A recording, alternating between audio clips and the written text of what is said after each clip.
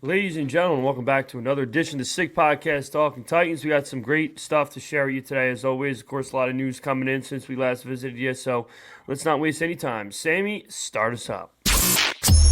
Turn up your volume. Because you're about to listen to The Sick Podcast. Talking Titans.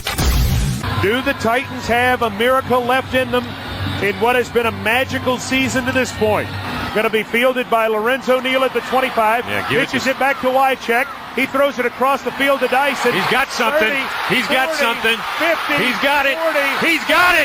20, 10. He's got it. End zone. Touchdown Titans. There are no flags on the field. It's a miracle. Tennessee has pulled a miracle. The sickest Tennessee Titans podcast. It's gonna be sick. All right, ladies and gentlemen, welcome back to another edition of Sick Podcast Talking Titans, joined, as always, by my counterpart, Jarett. Since we last talked, we have some news. There's actually some breaking news today, so I guess we should start the show off with that, and then we'll build off of it. Harold Landry, Titan that's been with the team now, 7 years. 7 years. 18 was his draft class. No longer. Tennessee releases Harold Landry with 1 year remaining on his contract. Some people would fight with me that may or may not be on this show how useful Harold Landry was in our defense. Now, mind you, he certainly wasn't the worst defensive end this team's seen in the last better part of a decade, don't get me wrong, but I think we can all agree at this point in time that contract was an absolute bust.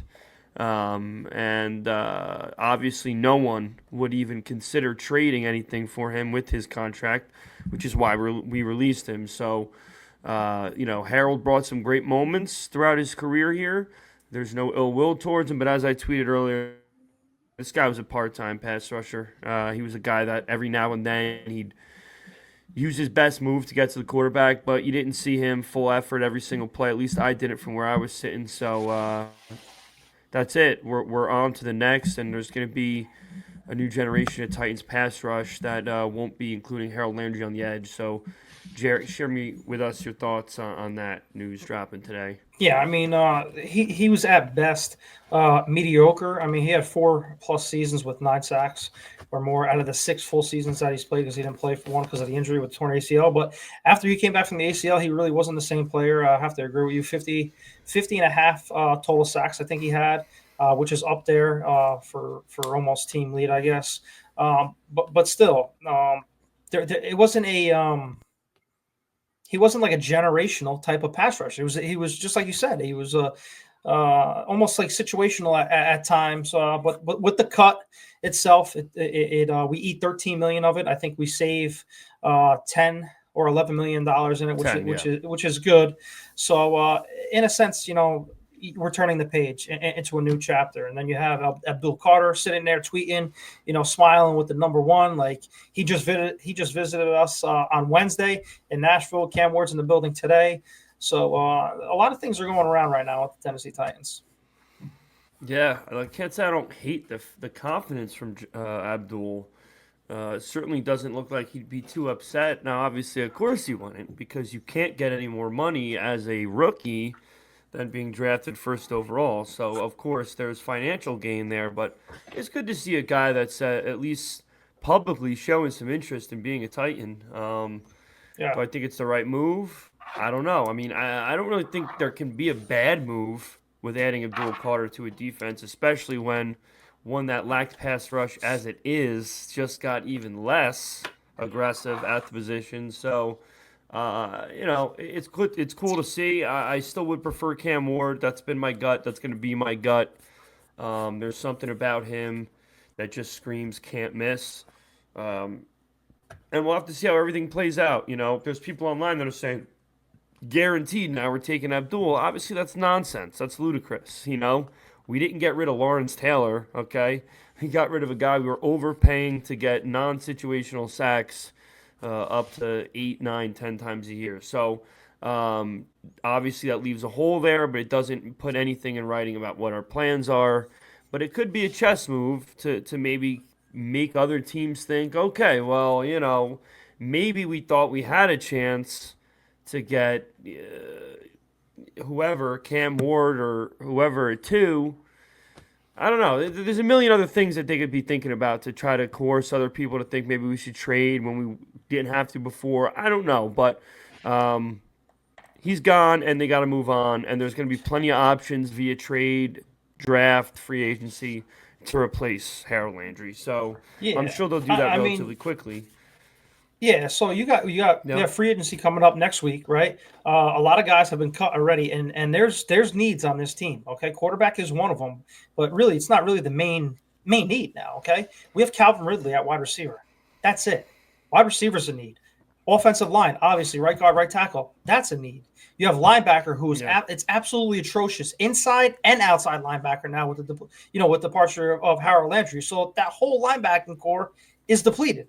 Okay, and now you have tight end too. People can say all they want about Josh Wiley. They can say everything they want about Chig, but that is a need, in my opinion, too. So you have 4 big needs plus the quarterback position. Okay, so there's guys. I have stuff written down here. Rumored, safety Javon Holland from the Dolphins. Rumored that the Titans are very interested in him, damn near $15 to $20 million a year. Why they would go after that? Maybe to pair it with Amani Hooker. Fine. That's really not a need for me to go after someone like that. But, whatever. Other players that are on my board, Sal, that we should start targeting possibly so we can at least, talk about for next week. Chris Godwin, I don't know how you feel about him, but, another guy. Tyler Lockett recently just got cut from the Seahawks.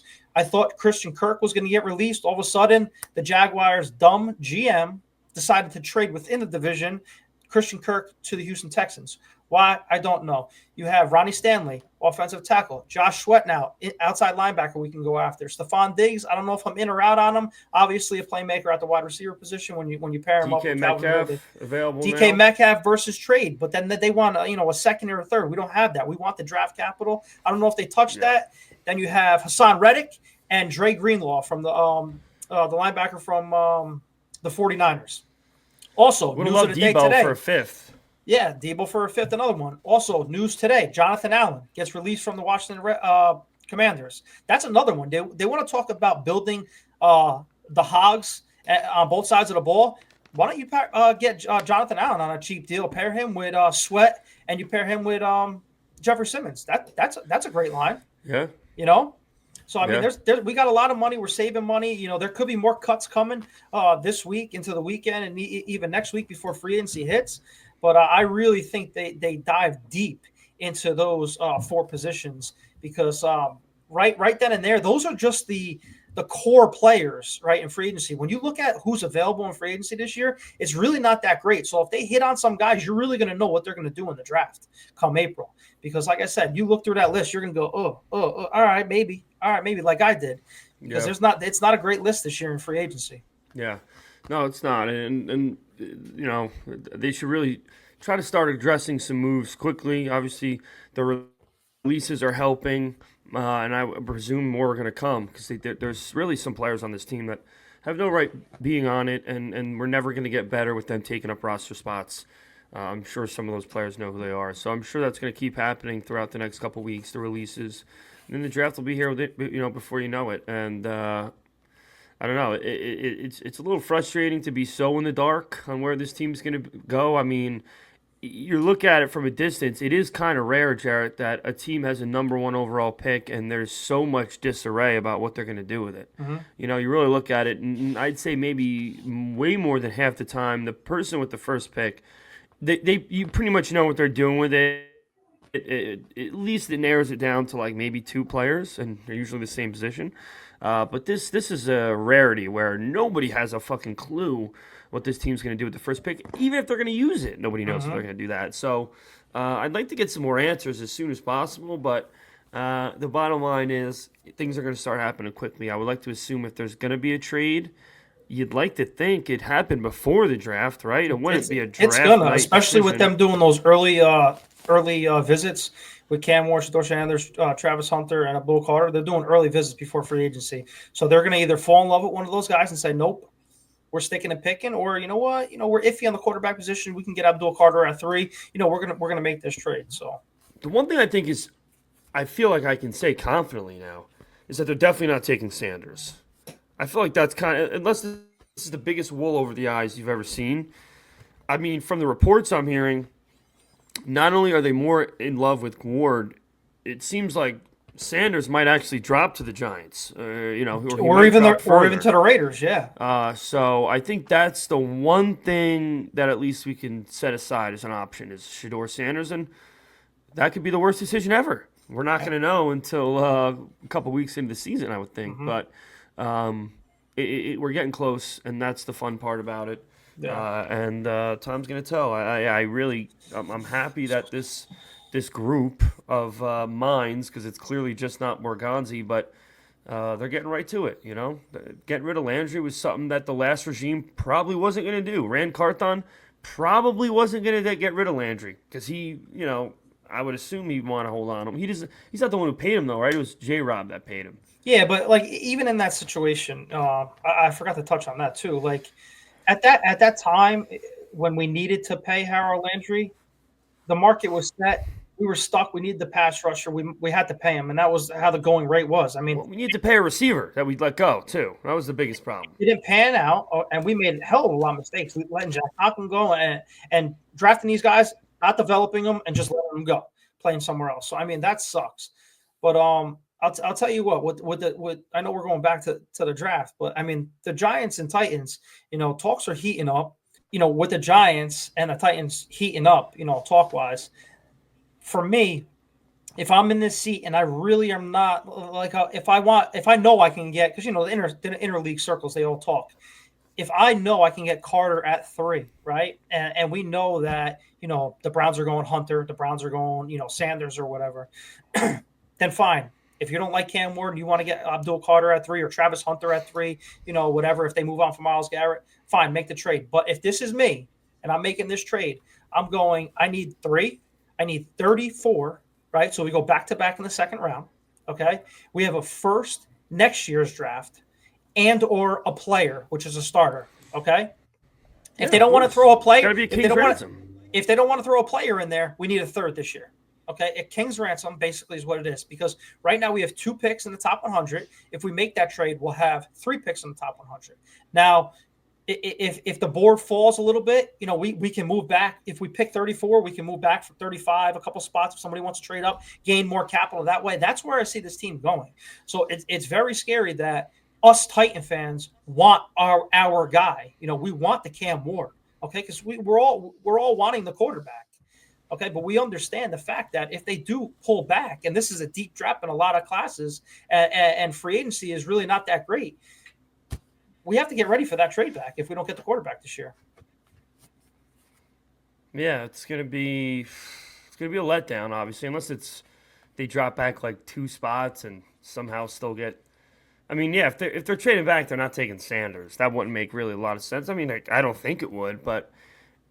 Yeah, it's going to be a little upsetting if they trade back and they're going to lose out on those top 3 guys, whether that be quarterback Cam or quarterback Travis or Abdul.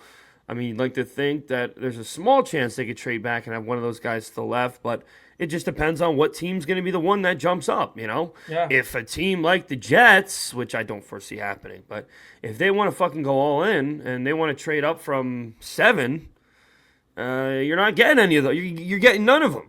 You're not getting Carter. You're definitely not getting Hunter.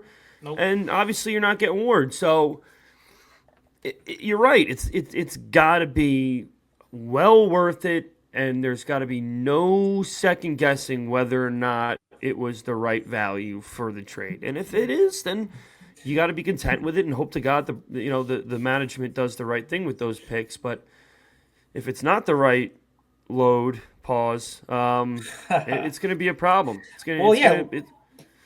Like I said before the show, too, I said before the show, I was talking with AC and Sammy. I said, if they do get that, they acquire that first round pick for next year, because there are rumors that the Titans, if they're going to trade this pick, they want next year's first for whoever teams comes up. Oh, of course. So if they don't get that quarterback and they get that bridge quarterback, and by the way, I am out on Sam Darnold. I don't care if he comes to the Titans next year and throws for 42 touchdown passes. I don't want him. That 1 year under Kevin O'Connell, I don't want him. It screams Tannehill 2.0. I don't want to relive it. I was the big Tannehill fan. I don't want to relive it. 5 interceptions, playoffs. I don't want to relive it. So I'm out. I'd rather go with a Jameis Winston and then try to, get a quarterback next year's draft, which I'm getting to now. Well, okay, Jay, you have to. mean, well, look, just listen for a second. So if they do, I'd get rather a first, Sam Darnold than Jameis Winston. I'm just saying, if they do get a first next year's draft, right? We have 2 first-round draft picks next year. We have the capital to go up, with the Patriots, with another crap team. If the Browns take Sanders and they don't win that many games, we have that draft capital to move up with like the Patriots and go after maybe an Arch Manning. So I mean, those talks could be in their heads. I mean, I'm thinking way out of the box here, but you know what? Don't rule anything out. If they're already talking, you know what? We can manage 9 wins. If we get another draft pick, we can move up. We have that capital. I mean, who knows what that talk is? But you always got to think about that too. Oh, of course, yeah. I mean, everything's on the table. Obviously, everything is on the table because they're either going to have to go to the well in free agency, they're going to have to stick with what they got, or they're going to have to draft a quarterback. There's only 3 options, and I'd like to think sticking with what they got is not what they want to do.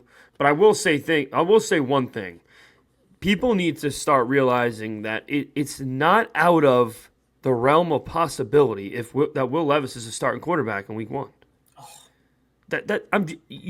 I know. I understand. I would understand you not being happy about that. But the fact that people are blocking this out of their mind like it's incomprehensible is ridiculous, because it's very much comprehensible. Because if they're not going to, what if they do bring in, fucking Kirk Cousins, right?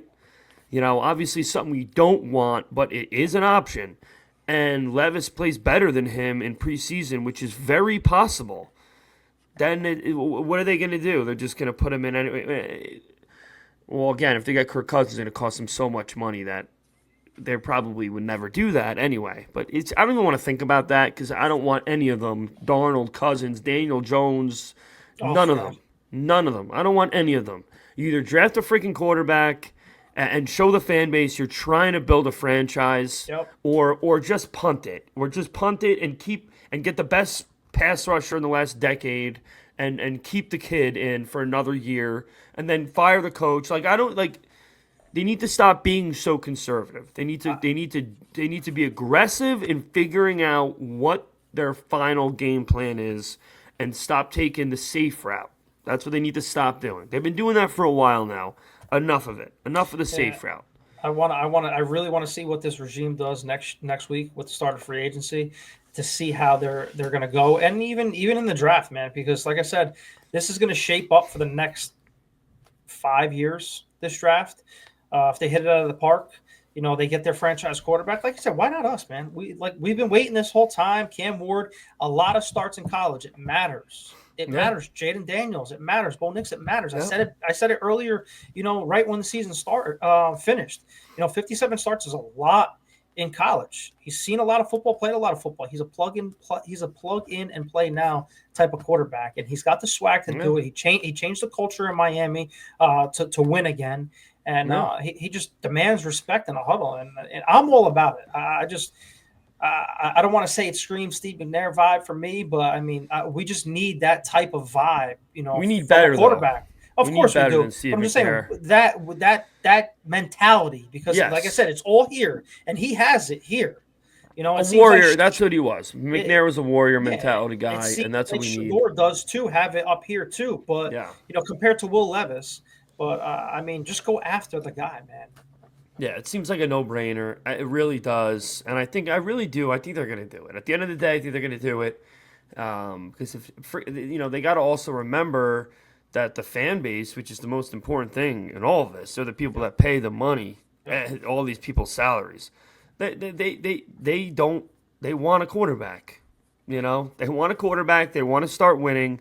They want to see that, if nothing else, the franchise wants to attempt to make this team start winning again. And the number 1 pick overall, Cam Ward out of Miami, that's going to help do that. That's going to bring some excitement to the stadium for that first home game of the season, which I'm sure we will be at, especially if it's Cam Ward. So, and if that's week 1, forget it. If it's week 1 and it's Cam Ward, book it now. We will be there. Absolutely, we will be there. So, we'll have to see how it plays out. But Time will tell. It'll be the draft in a blink of an eye. We said that about the combine. That's already over. The draft will be here before you know it. So I think that's about wrapped up for today. You want to share anything else, Jared, before we close out today? No, man. I'm looking forward to this weekend, just in case if there's any other surprise cuts. I doubt there's going to be a trade because, like I said, we don't have the capital to do it. And like I said, we're going to hopefully be on a spending spree a little bit next week because I think we have somewhere around $60 to $70 million to spend. And like I said, a couple guys on that list, Sweat, I would love, Greenlaw, I would love, and start addressing some of these needs so we know as fans what this team is starting to look like prior to the draft. Yeah, absolutely. And I'm sure those dominoes will start falling in no time. One falling today, the release of Harold Landry. So, again, listen, he definitely was not a horrific Titan by any stretch of the imagination. No. Didn't deserve the money they paid him, but there's been a lot worse career pass rushers on the Titans than Harold Landry. So we bid him farewell, wish him the best luck wherever he goes. Hopefully he goes outside the conference. Don't like seeing guys that played in our colors for so long on the other side. It's not very fun. So nope. We'll see where he lands, and that's going to do it. So as always, guys, make sure you like, comment, subscribe. As always, if you're watching, if you made it to this point, we appreciate that. All it takes is a quick click, and you're a subscriber, and we appreciate that. The more we have, the better off we'll be. And we look forward to still bringing you the best content possible each and every week. And that's it. Hope everyone has a phenomenal rest of their week, and we will catch you on the flip. As always, tighten up. Sammy, send us out. And that's a wrap. Hope you don't miss us too much until next time. Follow the Sick Podcast Talking Titans on YouTube, Instagram, Facebook, Google Play, and Apple Podcasts.